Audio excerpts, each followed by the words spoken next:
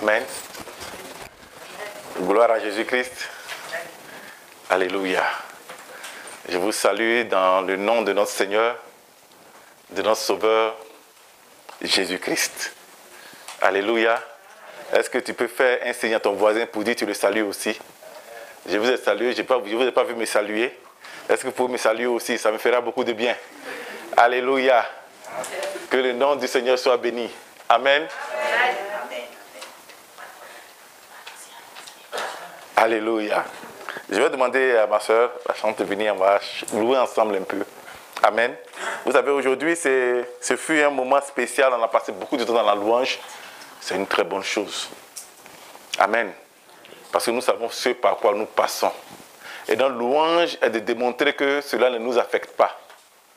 Parce que nous savons qu'en nous se trouve le vivant. Alléluia. Je sais que tu es là, Saint-Esprit. Je sais que tu es là. Je sais que tu es là, Saint-Esprit. Je sais que tu es là. Mon âme te bénit, mon âme te bénit. Mon âme te bénit. Mon âme te bénit. Car je sais que tu es là. Je sais que tu es là, Saint-Esprit. Je sais que tu es là. Je sais que tu es là, Saint-Esprit. Je sais que tu es là. Mon âme te bénit. Mon âme te bénit. Mon âme te bénit. Mon âme te bénit. Car je sais que tu es là. La Bible dit qu'ils étaient 120 dans la chambre haute. Avant l'effusion du Saint-Esprit, ils ne savaient pas quoi faire. Ils n'avaient aucun commencement. Ils ne savaient même pas comment parler. Ils étaient des personnes apeurées, effrayées, qui ne savaient pas de quoi demain serait fait. Ils avaient besoin du Saint-Esprit. Ils avaient besoin du Saint-Esprit. Parce que quand le Saint-Esprit est là, l'atmosphère change. Quand le Saint-Esprit est là, ce qui était défaite devient victoire. Quand le Saint-Esprit est là, ce qui était tristesse devient joie. Voilà, il faut qu'il soit là, le Saint-Esprit. Il faut qu'il soit là, le Saint-Esprit. Quand il est là, tu ne sortiras pas d'ici comme ça. Tu ne sortiras pas d'ici avec ton fardeau. Tu ne sortiras pas d'ici avec tes inquiétudes. Tu ne sortiras pas d'ici avec ta peur. Parce qu'il est là, le Saint-Esprit. Il est là, le Saint-Esprit. Tu es là. Je sais que tu es là, Saint-Esprit. Je sais que tu es là. Je sais que tu es là, Saint-Esprit. Je sais que tu es là. Mon âme te bénit. Mon âme te bénit. Mon âme te bénit.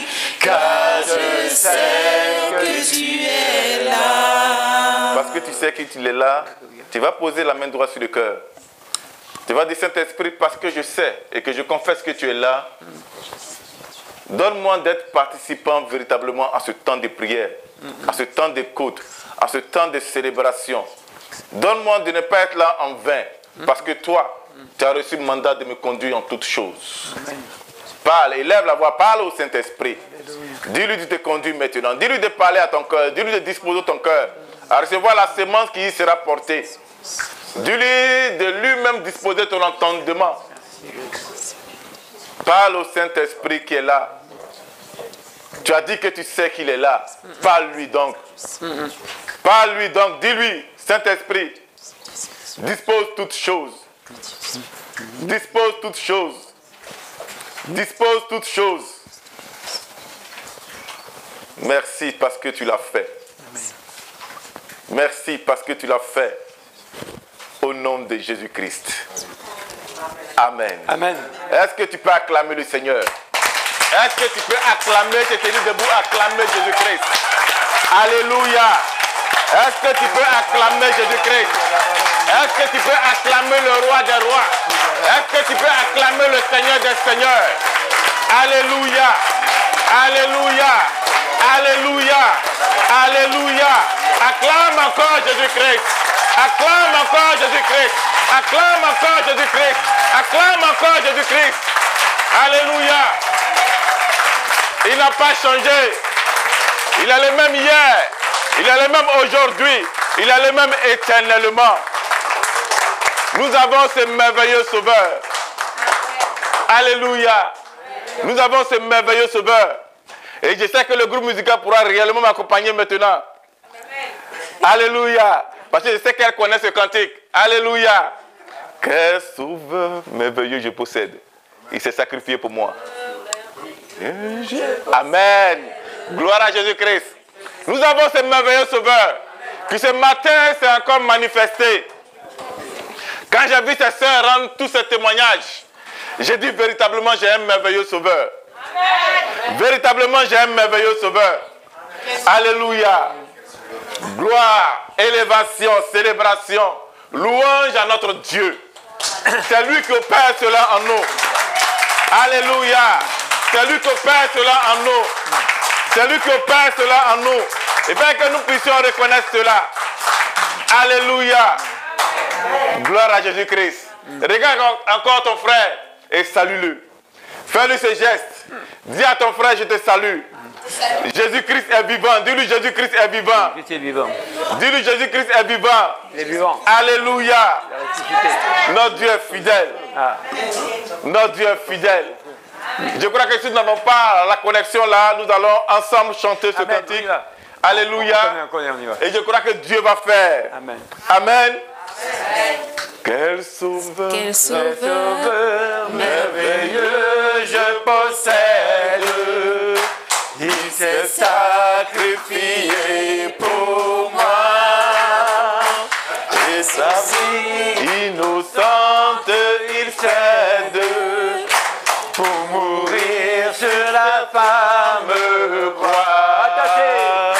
Attaché à la croix pour moi. Attaché à la croix pour moi. Il a pris mon péché, il m'a délivré. Attaché à la croix pour moi. Attaché à la croix pour moi. oh oui, c'est vrai. Attaché à la croix pour moi. Il a pris mon péché, il m'a délivré. Attaché à la croix pour moi. On reprend ce cantique maintenant avec l'écran. Alléluia. On peut reprendre ce cantique avec l'écran. Maintenant que c'est sur l'écran. Saute les versets. Les versets, il y a des couplets dans le chant, non? Ben, Alléluia, on y va alors. Voilà. Amen. Allez. Quel sauveur Merveilleux je possède. Il s'est sacrifié pour moi. Et sa vie innocente il cède pour mourir sur l'infâme bois. Attaché à la croix pour moi. attaché à la croix pour moi. Il a pris mon péché, il m'a délivré. Attaché à la croix pour moi. Il a pris ton péché, toi et moi. Amen. Il a pris mon péché. Il a pris ce qui était le fardeau de notre sœur, de son témoignage. Elle avait un fardeau. Elle voulait adorer Dieu, mais le football prenait la place. Il fallait que quelqu'un prenne ça. Et il a pris ce fardeau. Je ne sais pas quel était ton fardeau, je ne sais pas quel était ce poids que tu traînais. Mais la Bible dit que pour toi, il a été crucifié. Pour toi, on l'a attaché. Pour toi, il a été battu. Pour toi, on lui a porté une couronne d'épines. Pour toi, on a craché sur lui. Pour toi, on l'a injurié. Pour toi, pour ton fardeau. Quel sauveur merveilleux. Quel sauveur merveilleux. C'est pour toi qu'il a fait ça. Il n'a pas fait pour les plantes. Il n'a pas fait pour ton chien. Je sais que tu aimes bien ton chien, mais il n'a pas fait cela pour ton chien. Il n'a pas fait cela pour ton chat non plus. Non, c'est vrai, tu aimes bien les animaux. C'est une bonne chose. Mais Jésus-Christ n'est pas mort pour les animaux. C'est pour toi et moi qu'il est mort à la croix. C'est ta faute qu'il a portée. C'est ton fardeau qu'il a porté sur lui. Voilà pourquoi pendant que Dieu va te permettre de te remémorer ce cantique, il faut que tu puisses comprendre toute la portée de ce cantique. Il allait à la croix pour toi. Ton patron n'est pas allé à la croix pour toi. Ton employeur n'est pas mort pour toi. Lui-même cherche à te mettre à la porte actuellement à cause du Covid. Tu lui coûtes trop cher. Ton bailleur n'est pas allé à la croix pour toi. Ton père n'est pas allé à la croix pour toi.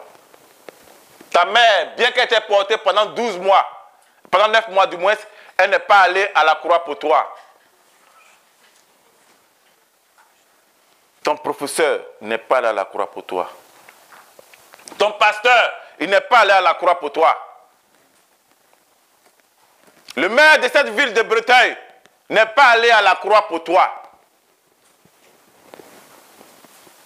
Celui qui aime ton mari, il n'est pas allé à la croix pour toi.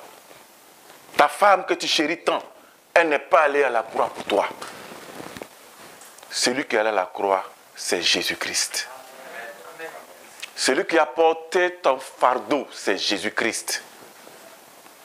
Ton père va te soutenir selon sa force et selon ses moyens. À un certain moment, il ne pourra plus. Il va abandonner la marche.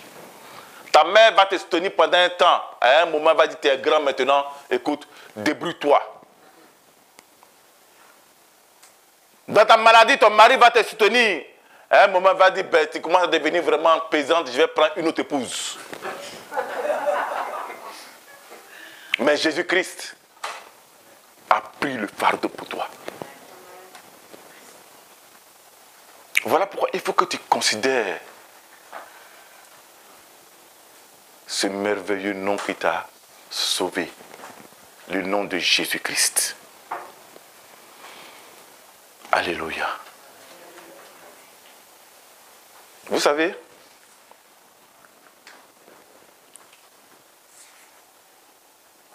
notre Dieu est fidèle. Pendant que je venais ce matin, il m'a fait faire un détour que je n'ai pas trop compris. J'ai voulu vite arriver pour me balader un peu dans la ville. Pour voir un peu la ville, je ne l'avais jamais fait auparavant. Mais Dieu m'a fait grâce, je suis arrivé aujourd'hui à 9h pratiquement. Et je suis allé me promener dans la ville, à pied. Pour regarder un peu la ville, pour voir à quoi ça ressemble la ville. Et c'est une belle ville, la ville de Breteuil. C'est une belle ville, la ville de Breteuil. Alléluia. Dieu vous a fait une grâce extraordinaire. Vous fait résider dans une très belle ville. Amen. Il fallait que vous priez pour cette ville. il fallait que vous intercédiez auprès de Dieu pour cette ville. Il fallait que vous recommandiez cette ville à Dieu. Tous ses habitants. Vous recommandez tous les administrateurs de cette ville à Dieu. Afin que votre séjour, vos temps de prière, afin que les programmes que vous mettez en place puissent se passer normalement, sans problème. C'est important. Ne soyez pas simplement cette communauté qui se retrouve en quatre murs et qui ne pense qu'à elle, non. Parce que lorsqu'on parle de confinement, lorsque le préfet va prendre un arrêté pour dire qu'il crée un confinement ici, vous ne pouvez plus vous rassembler. Que vous le voulez ou pas. Parlez en cette langue si vous voulez. Mais il n'y aura pas de rassemblement. Priez pour la ville. Priez pour les autorités de la ville. Priez pour la France. Priez pour les autorités françaises. C'est important. Ne minimisez pas ça. Priez. Criez à Dieu. Priez qu'il soit dans la joie. Priez. Et alors, vos activités se dérouleront paisiblement. Amen. Et c'est vraiment important. Ce matin, je voudrais partager un message que le Seigneur m'a mis à cœur avec vous pendant que je venais. J'avais préparé un message. Mais pendant que je venais, il m'a posé un message pour dire non, voilà ce que tu dois dire à mon peuple. Et je suis arrivé, j'ai échangé avec l'évangéliste, j'ai béni Dieu pour sa famille, j'ai béni Dieu pour l'œuvre qu'il a posée dans ses mains, j'ai béni Dieu pour ses collaborateurs. Lorsque j'ai échangé avec l'évangéliste, j'ai dit Seigneur, tu es fidèle. Il a voulu qu'on parle de cela. Et le thème de mon message ce matin, c'est ton Seigneur arrive. Ton Seigneur arrive. Vous savez, lorsque nous prenons le livre de 2 Corinthiens 2, verset 14, si quelqu'un peut prendre ça avec moi, 2 Corinthiens 2, verset 14, Seigneur, je veux bénir ton nom, toi qui es Dieu, conduis toutes choses par ta volonté, au nom de Jésus. Amen. 2 Corinthiens 2, verset 14. Nous allons voir quelque chose ensemble.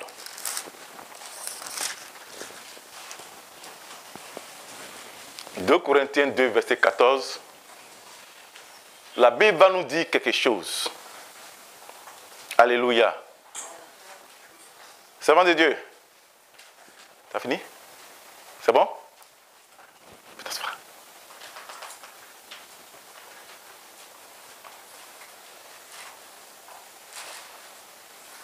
Amen. 2 Corinthiens 2, verset 14.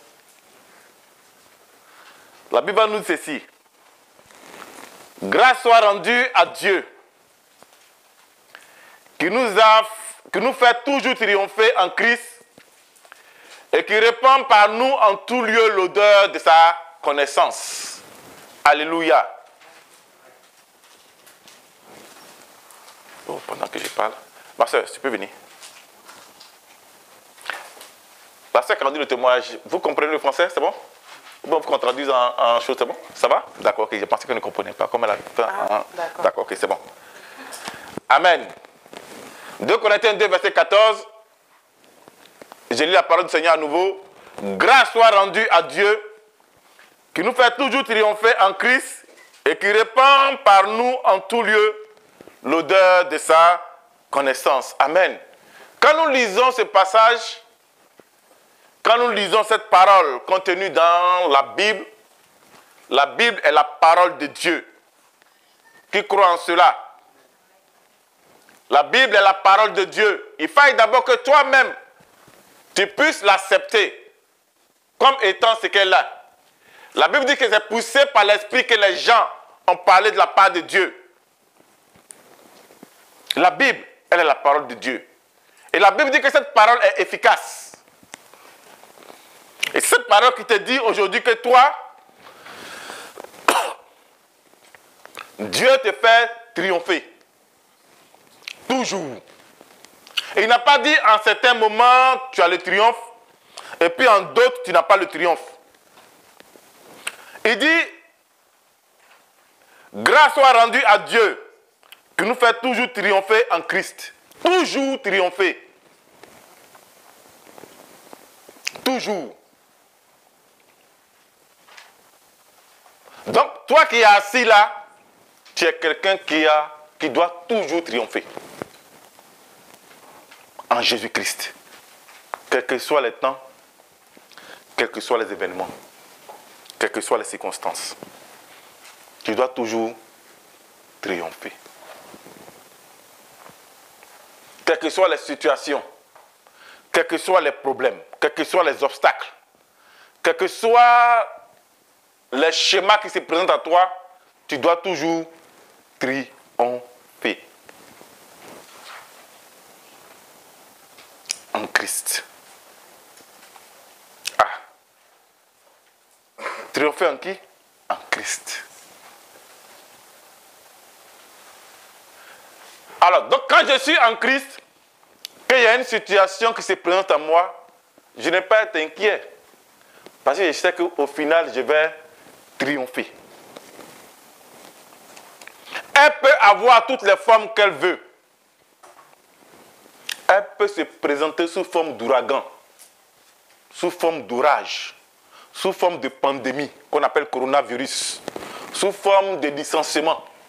Elle peut se présenter sous forme d'expulsion, sous forme de problèmes graves dans mon ménage, dans mon couple. Elle peut se présenter sous forme de violence conjugale. Elle peut se présenter sous n'importe quelle forme. Je sais une chose, parce que je suis en Christ, je vais quoi? Triompher. Je vais triompher. Il fallait que toi-même, tu sois convaincu de cela. Il fallait que toi-même, tu l'aies accepté. Et que toi-même, tu sois en Christ. Pardon. Parce que la Bible nous dit ceci en 2 Corinthiens 5, 17. Il dit, si quelqu'un est en Christ, il est une quoi? Nouvelle création. D'autres versions disent nouvelle créature. Les choses anciennes sont passées, comme le football est passé. Voici, toutes choses sont devenues nouvelles. La sœur maintenant ne viendra plus seule, elle vient avec sa sœur. C'est devenu nouveau. Amen. Et c'est comme ça en fait. Et c'est étant en Christ qui va nous dire que nous allons toujours triompher. Il n'a pas dit c'est un jour. Maintenant, regardez. Je paye un bon véhicule, une Land Rover bien, avec un bon moteur. Le meilleur moteur qu'on peut imaginer. Et puis je prends la route. Et je vois comme la route qui mène à Breteuil, elle est bitumée parfaite. Il n'y a pas de nid de poule, il n'y a pas de dos d'âne, il n'y a rien. Et puis à un certain moment, après un bon parcours, la voiture ne continue plus. Pourquoi? Parce que ce qu'on n'entendait pas qui devait se trouver là, s'est trouvé là. Il y a eu la boue. Et la voiture, sur cette voie où il n'y a pas de boue d'habitude, la voiture s'est embourbée. La voiture voit devant que le bitume est parfait. Elle sait que si elle prend ce bitume devant, elle ira très vite encore, dans la joie. Mais là, elle est embourbée. Elle ne peut plus rien faire. La voiture sait qu'elle a un moteur puissant. Elle est capable de prendre n'importe quelle roue. Mais là, elle est embourbée. Ah, ça devient compliqué. Toi et moi, nous savons que nous sommes vainqueurs. La Bible dit que nous sommes plus que vainqueurs. Et la Bible nous dit ici encore que nous triomphons toujours. Mais il arrive ce moment où nous sommes embourbés. Il arrive des moments où nous sommes embourbés. Où nous sommes embourbés. Nous avons commencé cette année avec un zèle, avec un programme bien fait, avec vraiment tout bien tracé. il arrive des moments où nous sommes embourbés. Nous sommes embourbés. Alors quand tu es embourbé, tu ne peux pas continuer. Il faut d'abord quitter de cette boue avant de continuer. Il arrive des moments où nous sommes embourbés. On ne souhaite pas être embourbé. Personne ici ne souhaite être embourbé. Surtout quand on est en Christ. Parce que quand on chante, on danse. Pendant la louange tout à l'heure, je me disais, mais pendant, ou bien il y a des années derrière, il n'y avait pas de chauffage. Mais pendant que les gens louaient, comment se fait-il qu'ils tenaient dans le froid de louer? C'est parce qu'ils louaient avec vie. Ils dansaient. Et le corps produisait la chaleur. Et ils tenaient ensemble. Ils tenaient ensemble. Et j'ai regardé et j'ai dit, mais, ah ouais, je vois maintenant un peu à quoi ça servit la louange. Ça servit aussi pendant le temps de rassemblement à permettre qu'il y ait une chaleur pour maintenir les uns les autres. Dieu fait toutes choses pour un but. Alléluia. Alléluia. Amen. Ça arrive que toi qui es le vainqueur, toi qui es appelé à triompher en Christ, il arrive que sur le trajet là, tu sois embourbé. Tu sois embourbé. Ce n'est pas que tu veux être embourbé. Nous allons prendre nos Bibles. Dans le livre de Marc. Marc 6. Nous allons voir quelque chose d'extraordinaire. Marc 6.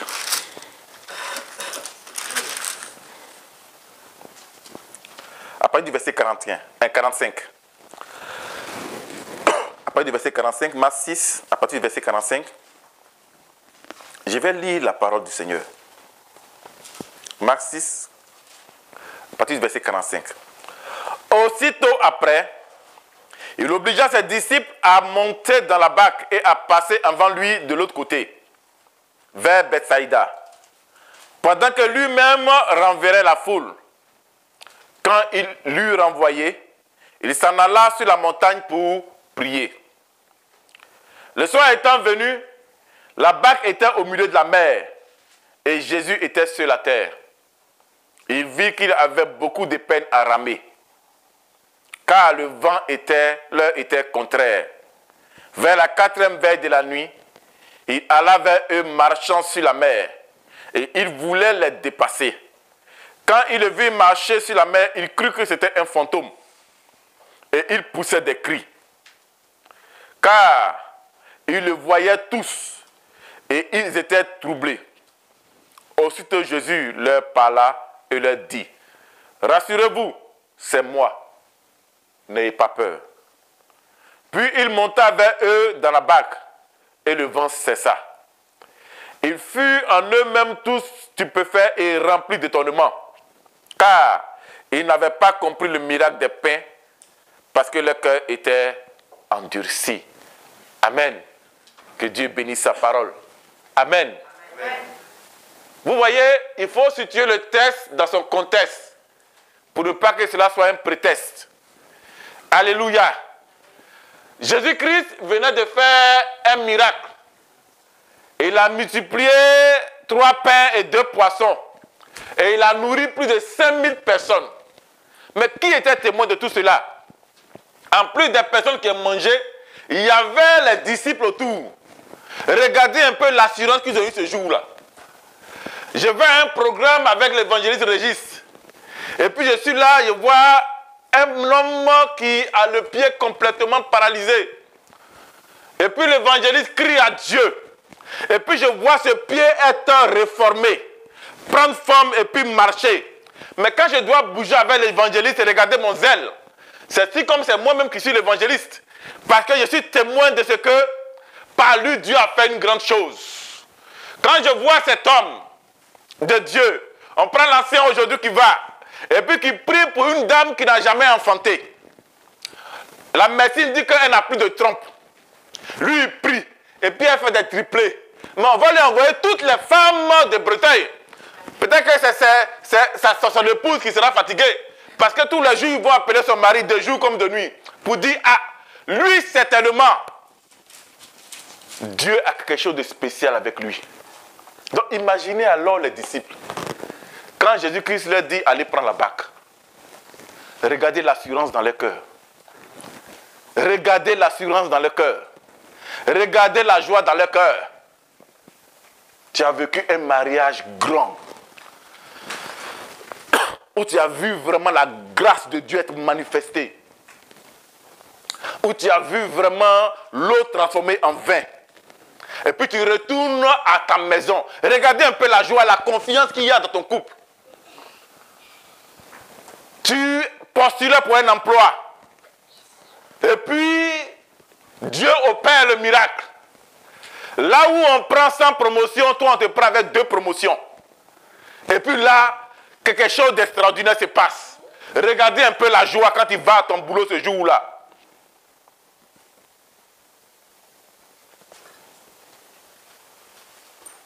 Tu avais la tête pleine de projets. Tu attendais un financement. La banque t'octroie ce financement. Parce que tu as jeûné, prié, tu as crié à Dieu.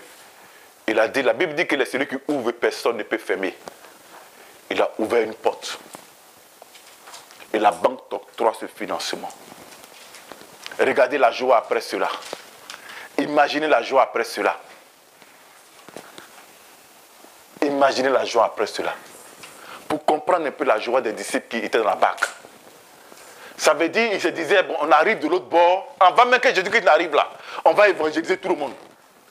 On va parler, on va rendre témoignage, tout le monde va entendre ce qui s'est passé là-bas, avant que Jésus-Christ n'arrive. Donc dans la barque, j'imaginais comment ils ramaient, avec tout le zèle possible. Parce qu'ils avaient vécu quelque chose d'extraordinaire. Quand tu as accepté le Seigneur Jésus-Christ, tu as vécu une chose extraordinaire. Un renouvellement parfait en toi. Tu as vu la paix que donne Jésus-Christ. Tu as vu l'assurance qu'il donne. Toi qui n'arrivais pas à dormir la nuit parce que tu t'es poursuivi de ton songe. Maintenant tu dors paisiblement. Tu dors paisiblement. Toi qui étais poursuivi dans tes songes pour des ébats bizarres, maintenant tu dors en paix. Toi qui avais mal quelque part, ce mal a disparu. Ce mal a disparu. Et là, tu es avec Jésus-Christ. Maintenant, il te dit, vas-y. Comme il a dit à ses disciples, vous êtes maintenant témoins de ce que j'ai fait. Dévancez-moi. Pas que je vous abandonne, mais dévancez-moi. Regardez l'assurance avec laquelle ils ont décidé de partir. Et en cours de route, ils s'attendaient à tout sauf à ça. Parce qu'eux-mêmes avant, ils étaient pécheurs. Ils s'attendaient à tout sauf à ça. Il y a un vent contraire qui se soulève. Ils s'attendaient à tout sauf à ça. Mais il y a un blocage. Tu t'attendais à tout sauf à ça en 2020. Mais voilà le coronavirus qui est venu. Tu avais fait un programme merveilleux pour l'église. Tu avais fait un programme merveilleux pour ton couple. Tu avais fait un programme merveilleux pour tes finances, pour tes entreprises, pour ton boulot. J'ai une de mes sœurs, elle avait même programmé aller faire des études en Belgique.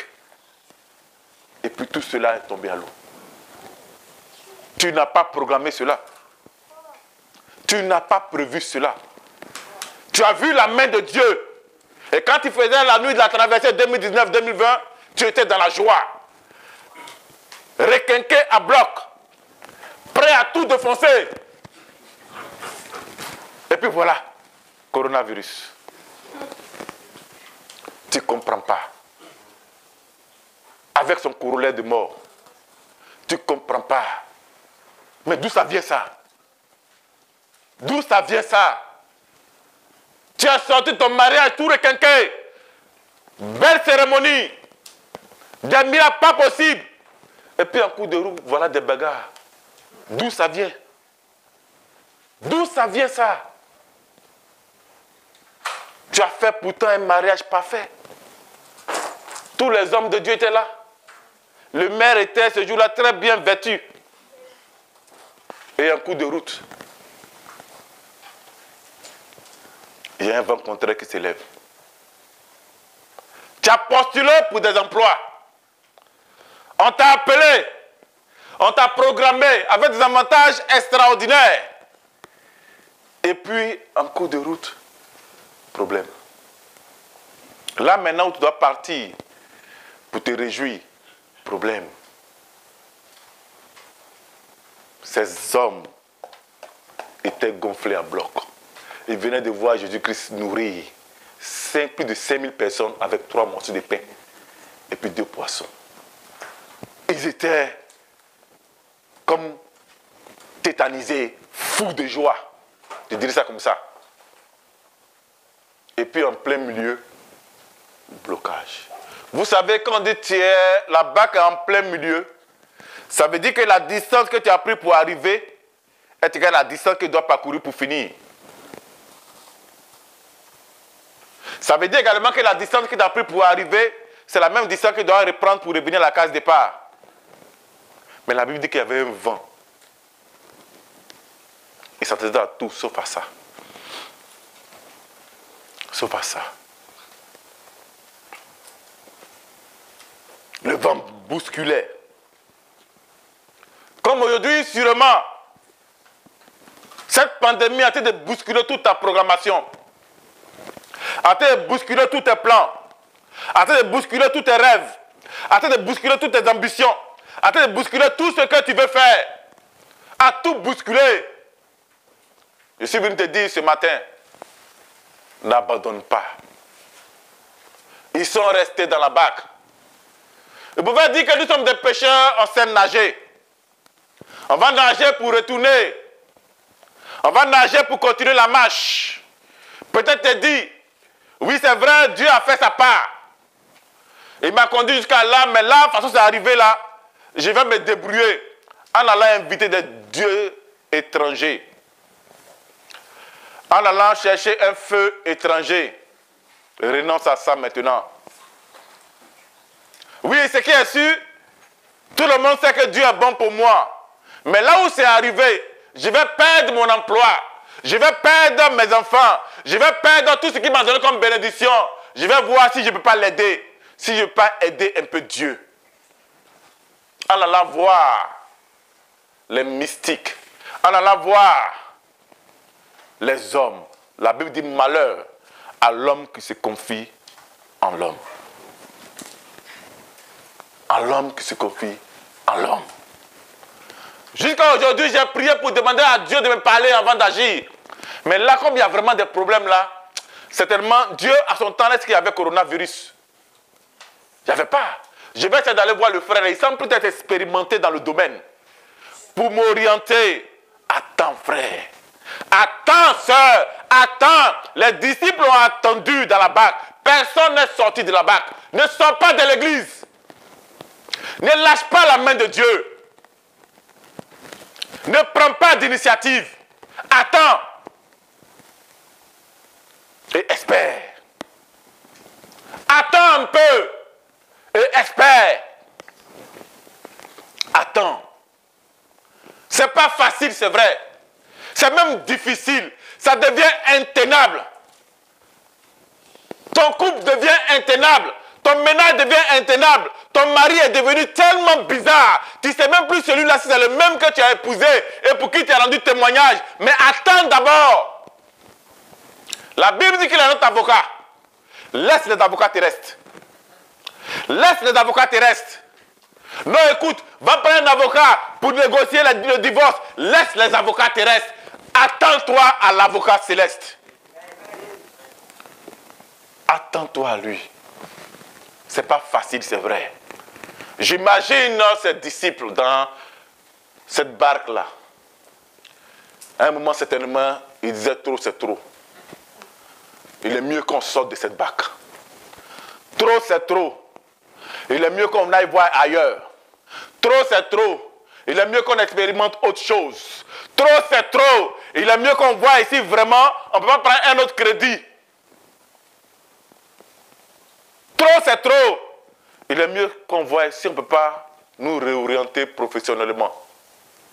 Peut-être que c'est profession, mais ce n'est pas pour moi. On t'a rendu témoignage ici. Vous dites, Dieu m'a béni. Il m'a donné un boulot. Mais peut-être que ce boulot, ce n'est pas pour moi. Peut-être que ce boulot, ce n'est pas pour moi. Il est bon que je me réoriente. Non. Attends un peu.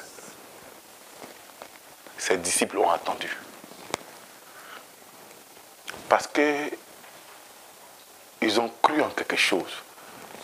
Si cet homme a pu nourrir 5000 personnes avec 3 pains et 2 poissons, ce n'est pas ces petites conditions-là qui ne peuvent pas changer.